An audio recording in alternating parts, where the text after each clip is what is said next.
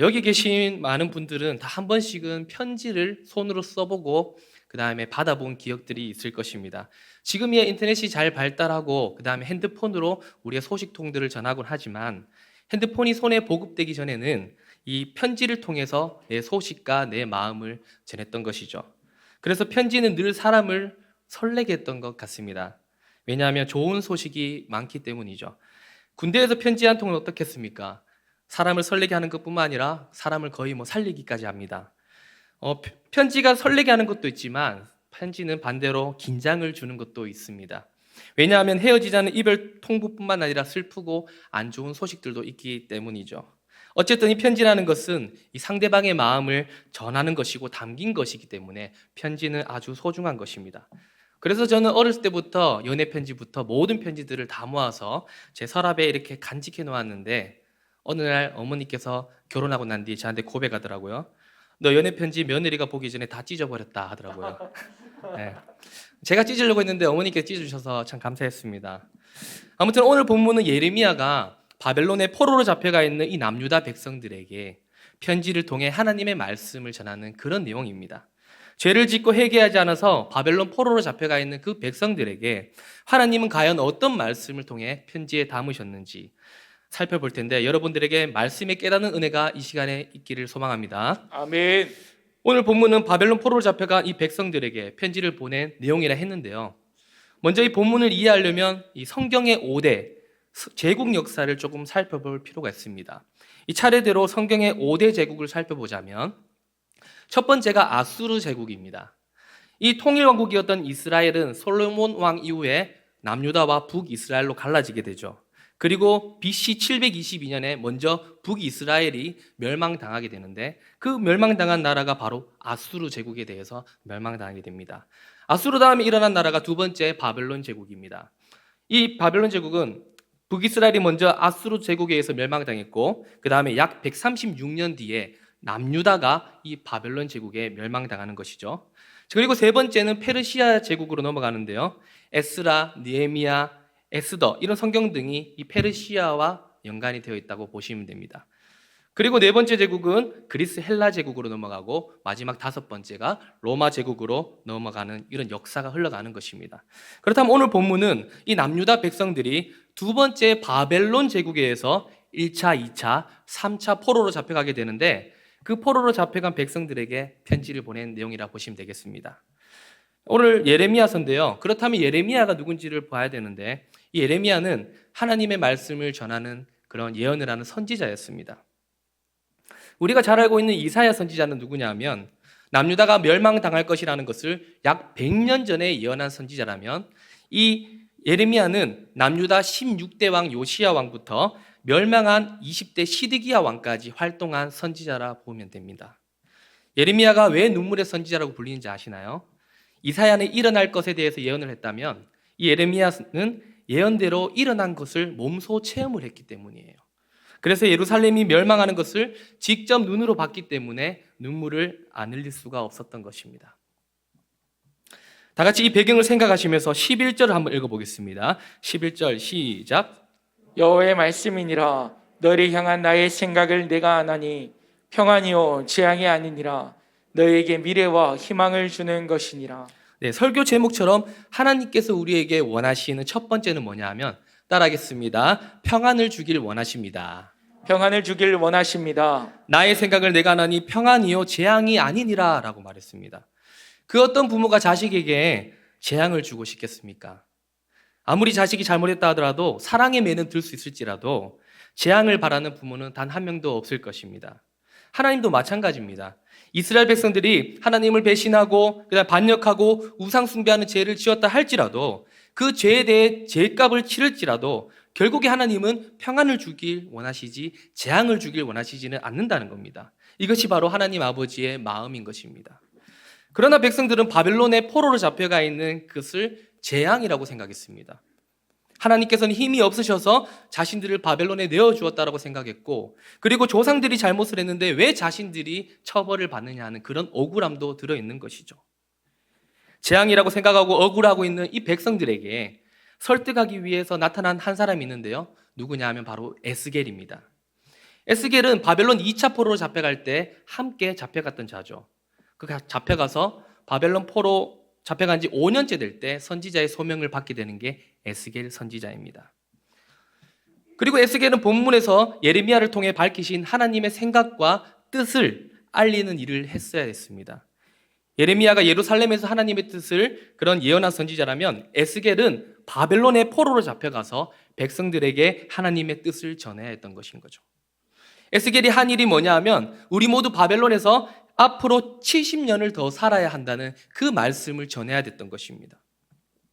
본문 앞의 내용이지만 오늘 한번 10절 한번 읽어볼까요? 본문 내용 10절 다 같이 시작. 여호와께서 이와 같이 말씀하시니라. 바벨론에서 70년이 차면 내가 너희를 돌보고 나의 선한 말을 너희에게 성취하여 너희를 이곳으로 돌아오게 하리라. 네, 하나님께서 바벨론에서 머물러야 할 기간까지 정해주셨는데 그 기간이 바로 70년이라는 것입니다.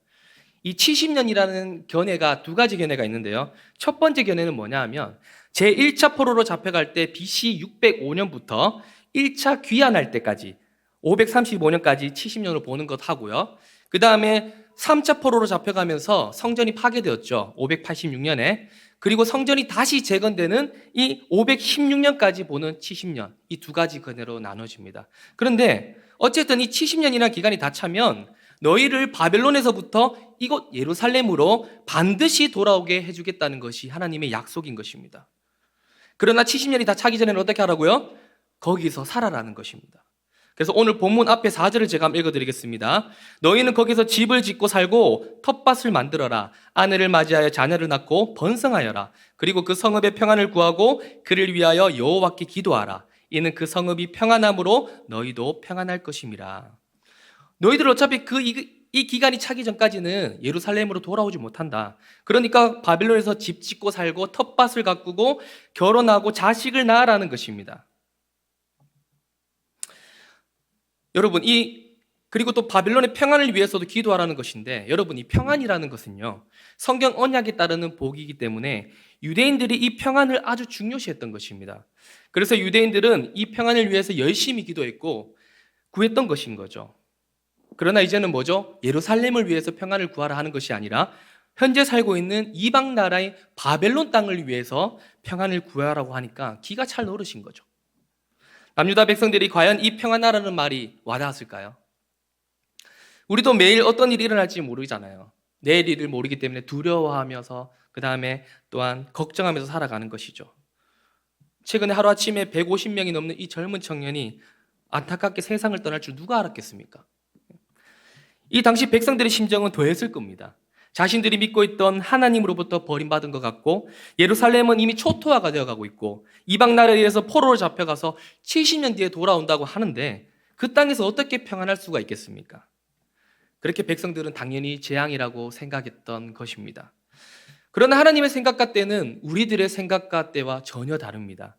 바벨론에게 포로로 잡혀가게 하신 이유도 있고요. 그리고 70년으로 기간을 정한 이유도 있는 것입니다. 그렇다면 하나님께서 10년, 20년도 아니고 왜 70년이라는 기간을 정해주셨을까요? 이 부분에 대해서는 제가 여러 주석을 찾아봤는데 속 시원하게 설명을 하고 있지는 않습니다. 그러나 성경과 5대 제국이라는 책을 쓴 이 조병호 박사님이자 목사님은 이렇게 정리했습니다. 레위기에 보면 이 출애굽한 백성들이 가나안 땅에 들어가려면 레위기에 보면 안식일과 안식년과 희년을 반드시 지켜 행하라고 나와 있습니다. 안식일은 뭔가요? 6일 동안 일을 하고 7일째 쉬는 것이죠.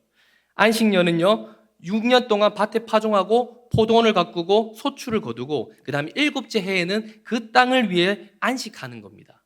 그리고 희년은 뭐냐 하면 안식년을 7번 계수하는 거예요. 안식년이 7년이니까 7 곱하기 7은 49년. 그 다음 50년째 해에 거룩하게 하여서 파종도 하지 않고 포도도 거두지 않고 그 땅에 있는 모든 주민을 자유로 공포하는 게 희년입니다. 그래서 안식일, 안식년, 희년을 지키지 않으면 어떻게 되는지 레위기 26장 34절에 이렇게 나와 있습니다. 너희가 원수의 땅에 살 동안에 너희의 본토가 황무할 것이므로 땅이 안식을 누릴 것이라. 안식일, 안식년, 희년을 지키지 않으면 땅을 안식하게 하기 위해서 원수의 땅에 거하게 될 거라는 것이죠. 그래서 백성들이 가나안 땅에 살게 되면서부터 20대 왕 시드기야 왕까지, 즉 남유다가 멸망할 때까지 이 안식일, 안식년, 희년을 지키지 않았던 겁니다. 그래서 그 하나님께서 그 날수를 모두 계수하셔서 이 70년간 예루살렘 땅을 안식하려고 했던 것입니다. 역대하 36장 21절에는 이렇게 나와 있습니다. 같이 한번 읽어볼까요? 시작. 이에 토지가 황폐하여 땅이 안식년을 누린같이 안식하여 70년을 지냈으니 여호와께서 예레미야의 입으로 하신 말씀이 이루어졌더라. 네, 이렇듯 하나님이 정한 70년이라는 기간에는 다 의미가 있는 것입니다. 예루살렘 땅에 안식을 주기 위한 기간이었고, 또한 백성들이 죄에 대해 회개하고 여호와께 돌아오길 바라는 그런 주님의 기다림의 시간도 되는 것입니다. 사랑하는 여러분, 하나님 우리에게 평안을 주기를 원하십니다. 믿으십니까? 아멘. 부활하신 후에 무덤에 찾아온 여인들에게 예수님께서 가장 먼저 하신 말씀이 평안하냐였습니다. 그리고 요한복음 14장 27절에서는 나의 평안을 너희에게 주노라. 내가 너희에게 주는 것은 세상이 주는 것과 같지 아니하리라. 너희는 마음에 근심하지도 말고 두려워하지 말라라고 하셨습니다. 그래서 근심하지 않고 두려워하지 않기 위해서는 에베소서 6장에서 평안의 복음의 신발을 신어라라고 합니다. 이 평안의 복음의 신발을 신지 않으면 어떻게 되냐면 우리가 걸어가면서 오물을 밟을까 또는 못을 밟을까 걱정하며 두려워하는 것입니다. 세상에서 오는 평안은 곧 사라질 수 있습니다. 그리고 세상에서 얻는 평안은 참 평안이 아닌 것입니다. 하나님께서 주시는 평안만이, 십자가에서 오는 평안만이 참 평안인 줄 믿으시기를 바랍니다. 아멘. 자, 그렇다면 하나님께서 우리에게 원하시는 두 번째는 뭐냐 하면 따라하겠습니다. 희망을 주길 원하십니다. 희망을 주길 원하십니다. 다 같이 11절을 한 번 더 읽어보겠습니다. 시작. 여호와의 말씀이니라. 너를 향한 나의 생각을 내가 아나니 평안이요 재앙이 아니니라. 너희에게 미래와 희망을 주는 것이니라. 아멘. 네, 너희에게 미래와 희망을 주는 것이니라. 여기서 미래에 쓰인 단어는요, 나중, 끝, 종말의 의미를 가진 표현입니다. 즉 백성들은 지금 바벨론 포로로 잡혀가 있을지라도 아무런 상황이라 할지라도 희망을 가질 수 있는 것은 바로 70년이라는 끝이 있기 때문인 겁니다. 이 군대라는 것도 1년 6개월이지만 기다릴 수 있고 견딜 수 있는 것은 뭐예요? 끝이 있기 때문인 거죠.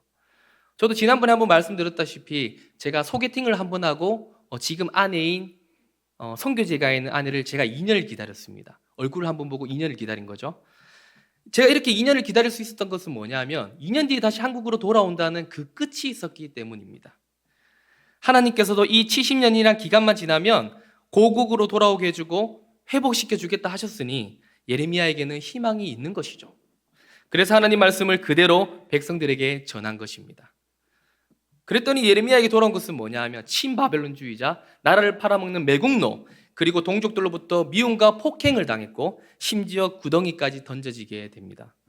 그리고 예레미야는 이렇게 고백하죠. 여호와의 말씀으로 말미암아 내가 종일토록 치욕과 모욕거리가 됨이니이다. 내가 다시는 여호와를 선포하지 아니하며 그의 이름으로 말하지 아니하리라 하면 나의 마음이 불붙는 것 같아서 골수에 사무치니 답답하여 견딜 수 없나이다. 예레미야는 하나님의 예언을 그만둘려 했습니다. 그러나 하나님의 말씀을 전하지 않으면 자기의 마음이 불붙는 것 같아서 그만둘 수가 없었노라라고 사명감을 나타내는 것입니다. 이뿐만 아니라 예레미야를 더 힘들게 한 것이 뭐냐 하면 바로 거짓 선지자들이었습니다. 이 거짓 선지자인 하나냐가 성전에서 제사장들과 백성들을 모읍니다. 그리고 이렇게 말하죠. 만군의 여호와 하나님이 말씀하시기를 내가 바벨론의 왕의 멍에를 꺾었느니라. 내가 바벨론의 왕 느부갓네살이 이곳에서 빼앗아 바벨론으로 옮겨간 여호와의 성전 모든 기구를 2년 안에 다시 이곳으로 되돌려 오리라. 여기서는 아멘 하시면 안 돼요. 백성들은 하나님의 말에 환호할 수밖에 없었습니다. 왜냐하면 예레미야는 70년 뒤에 돌아오겠다 했는데 이 거짓 선지자 하나냐는 2년 안에 돌아오게 해주겠다니까 달콤한 유혹이 아닐 수 없는 거죠. 사랑하는 여러분, 세상과 이런 마귀는 이렇게 달콤하게 우리를 찾아옵니다. 우리는 희망의 메시지를 둔갑한 이런 유혹의 메시지를 우리는 분별할 수 있어야 되는 것입니다. 희망이든 징계든 오직 하나님께서 하신 말씀만이 진리인 것을 믿으시기를 소망합니다. 아멘. 예레미야는 하나님께서 희망을 주기 위함이다 라고 말씀을 듣고 전했습니다. 그러나 시간이 지나 실제로 바벨론은 1차, 2차, 3차 포로로 잡혀가게 되고 예루살렘은 온통 불에 타게 되고 그다음 멸망당하고 있는 것을 봤을 때 그 희망이라는 말씀을 생각해내기는 그리 쉽지만은 않습니다. 예루살렘이 무너져가는 것을 본 예레미야는 에가서에서 이렇게 말합니다. 늙은이와 젊은이가 길바닥에 엎드러졌고 처녀들과 청년들이 칼에 쓰러졌나이다. 주께서 주의 진노의 날에 죽이시되 긍휼히 여기지 아니하시고 도륙하셨나이다. 이런 약탈과 폭행이 며칠간 계속되니까 말 그대로 예루살렘은 쑥대밭이 된 것입니다. 작년에 탈레반에 점령당한 이 아프가니스탄에 일어난 사건들이 기억나시나요? 그 아프가니스탄을 탈출하려고 비행기에 매달리다 3명이 떨어져 죽는 사건들도 있었죠.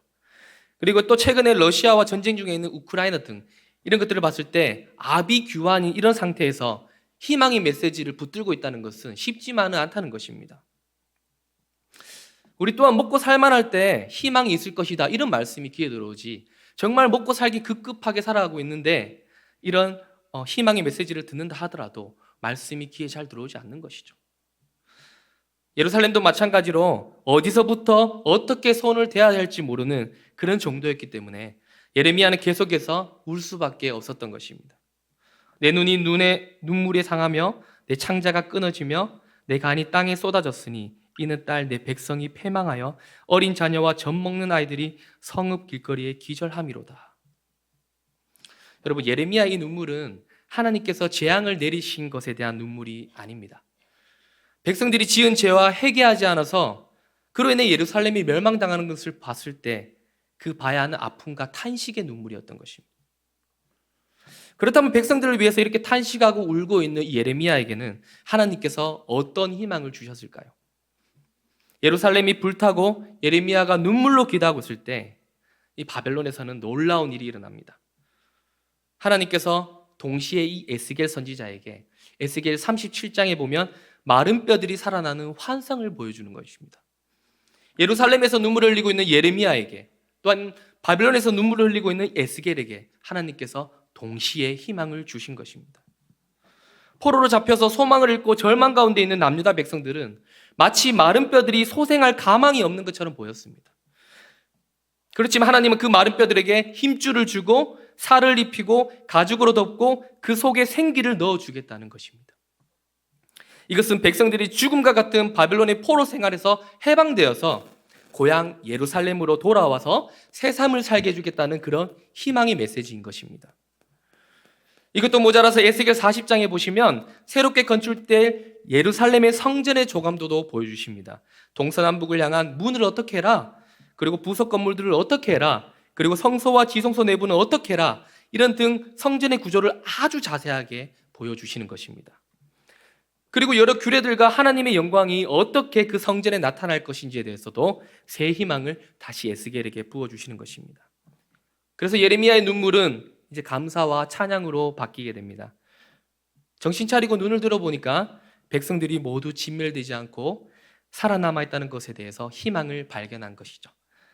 그리고 예레미야는 어떻게 고백하는지 다 같이 예레미야 애가 3장 21절부터 23절까지 한번 읽어보겠습니다. 시작. 나의 소망이 되어 싸움은 여호와의 인자와 긍휼이 무궁하심으로 우리가 진멸되지 아니함이니이다. 이것들이 아침마다 새로우니 주의 성실하심이 크시도소이다. 아멘. 아멘. 사랑하는 여러분, 희망을 가지시길 바랍니다. 혹시 이 중에 힘들고 고통 가운데 있는 사람들도 있을 수 있습니다. 그래서 어떻게 이 상황에서 희망을 가지느냐라고 반문할 수도 있습니다. 그러나 오늘 본문에서는 어떻습니까? 하나님께서 축복한 땅이라고 했는 그 예루살렘 땅도 황폐해져 가고 있고, 하나님께서 선택한 백성들은 바벨론 포로로 잡혀가고 있는 이 상황 가운데서도 하나님은 희망을 주기 위함이다라고 말하고 있는 것입니다. 하나님 우리를 사랑하십니다. 그래서 잘 되기를 바라시지 고통을 당하는 것을 결코 기뻐하지 않습니다. 그러나 당시 유다 백성들의 상태로는 평안과 이 희망의 미래를 맞이할 수 없었던 겁니다. 왜냐하면 그들은 죄로 타락하여서 부패한 상태에 있었기 때문인 거죠. 그래서 그들이 영원한 파멸의 저주에 이르기 전에서 하나님께서 이 바벨론 포로라는 70년의 징계를 주신 것입니다. 그리고 그들에게서 죄를 제거하신 다음에 평안과 희망의 미래를 맞이할 수 있도록 해주신 것이죠. 그렇게 우리도 힘든 연단의 과정 속에 있다면 우리가 하나님 나라로 합당한 자로 서기 위함이라고 생각해 주시면 될 것 같습니다. 그러므로 우리들이 현실에만 매여서 조급하고 나약하고 쉽게 절망해서는 결코 안 됩니다. 오히려 현실이 고될수록 우리를 향한 하나님의 뜻이 무엇인지 우리가 돌아볼 필요가 있는 것입니다. 하나님께서 우리를 평안과 희망의 길로 인도하심을 믿을 수 있기를 주님의 이름으로 소망합니다. 아멘. 자, 그렇다면 하나님께서 원하시는 마지막 세 번째는 뭐냐면 따라하겠습니다. 우리가 기도하기를 원하십니다. 우리가 기도하길 원하십니다. 네, 첫 번째, 두 번째는 하나님께서 주길 원하셨다면 마지막 세 번째는 하나님께서 받으시기를 원하시는 겁니다. 그것이 바로 기도입니다. 다 같이 12절, 13절을 읽어보겠습니다. 시작. 너희가 내게 부르짖으며 내게 와서 기도하면 내가 너희들의 기도를 들을 것이요 너희가 온 마음으로 나를 구하면 나를 찾을 것이요 나를 만나리라. 네, 내게 와서 부르짖으며 기도하라는 것입니다. 그러면 너희들의 기도를 들어주겠다라는 것이죠. 누군가는 이렇게 질문할 수 있습니다.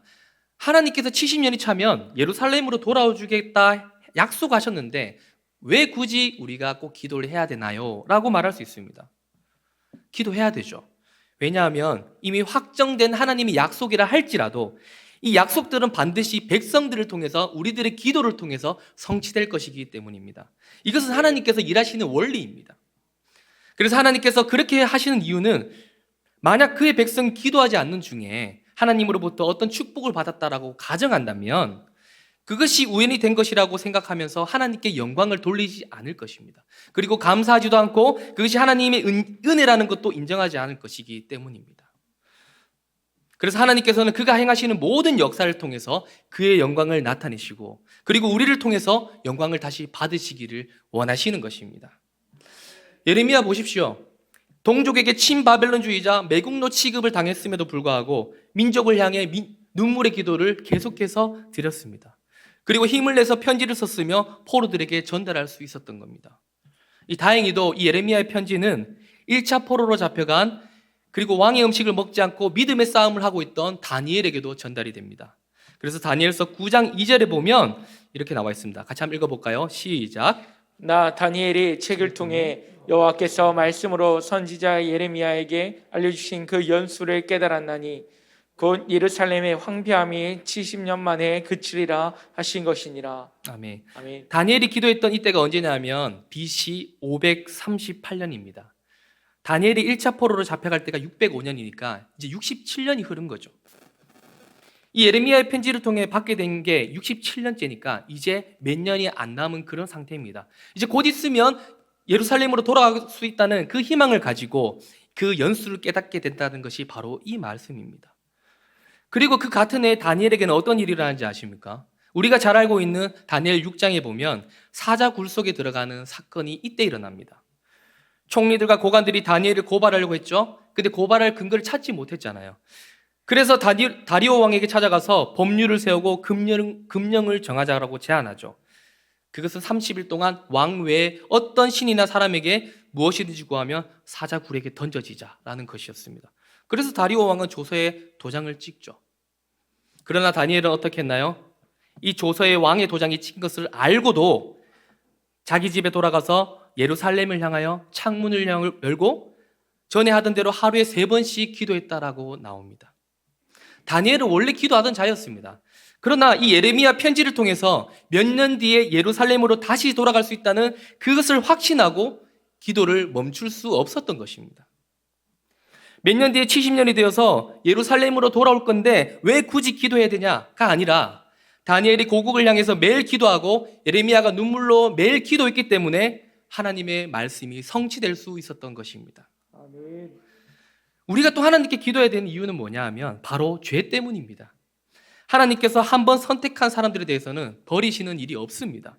단지 하나님께 죄를 범하게 된다면 하나님께 돌이키도록 하나님께서는 우리에게 징계하실 뿐입니다. 하나님의 징계 목적은 우리를 다시 하나님께로 돌이키게 하는 데 있기 때문에 우리가 언제든지 진심으로 하나님께 회개하며 나아간다면 우리의 기도에 응답하시고 만나주신다는 것입니다. 아멘. 이것이 대표적인 게 누구냐 하면 남유대 14대 왕이었던 므낫세 왕이죠. 히스기야의 아들인 므낫세는 12세 왕이 되어서 55년간 통치하는데 가장 악한 왕이었습니다. 므낫세는 아버지 히스기야가 헐었던 산당을 다시 세웠죠. 그리고 바알과 아세라상을 열심히 숭배했죠. 그리고 아들을 인신제사로 드렸죠. 그리고 선지자를 핍박하는 등 아주 악한 왕이었습니다. 그러나 여러분, 이 요시야 왕이 아무리 그 뒤에 선하고 하나님께 잘한 왕이라 하더라도 하나님께서는 이 므낫세 때문이라도 용서하지 않겠다라고 할 정도로 아주 악한 왕이었던 거죠. 그런데 역대기에 보면 이렇게 나와 있어요.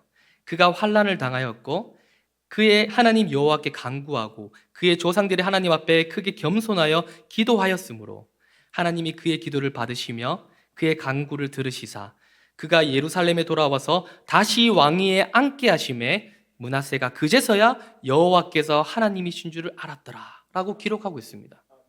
므낫세처럼 아무리 극악한 사람이라 할지라도 하나님을 찾고 진심으로 회개하고 나아온다면 결코 이들의 기도를 외면치 않을 것이라는 그런 말씀입니다. 그렇습니다, 여러분. 하나님께서는 우리가 어떤 삶을 살았던지 간에, 과거에 내가 어떤 사람이었던지 간에 그것은 크게 중요하지 않습니다. 내가 진정 하나님께 회개하고 지금 하나님께 나아온다면 외면치 않고 우리의 기도를 모두 다 받아주신다는 것입니다. 아멘. 말씀을 맺겠습니다. 하나님께서는 우리에게 원하시는 세 가지를 살펴봤습니다.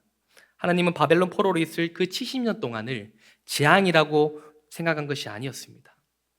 하나님 우리에게 평안과 희망과 그리고 우리가 기도하기를 원하셨던 것입니다. 아멘. 우리도 살면서 겪게 되는 고난과 이 역경과 아픔들은 이 하나님께서 주신 재앙이 결코 아닙니다. 그렇지만 우리의 죄 때문은 아닌가 먼저 돌아볼 필요는 있을 것이죠. 그리고 하나님 안에서 우리가 그 안에서도 평안을 누리고 희망을 발견하고 소망하며 살아가야 될 것입니다. 그리고 더욱더 그 순간만큼이라도 더욱더 하나님께 기도하며 힘써야 될 것입니다. 우리 모두 한 주간 살아갈 때 주님 안에서 평안하시고 또한 희망하시고 그 다음에 기도하시며 살아갈 수 있기를 소망합니다. 아멘.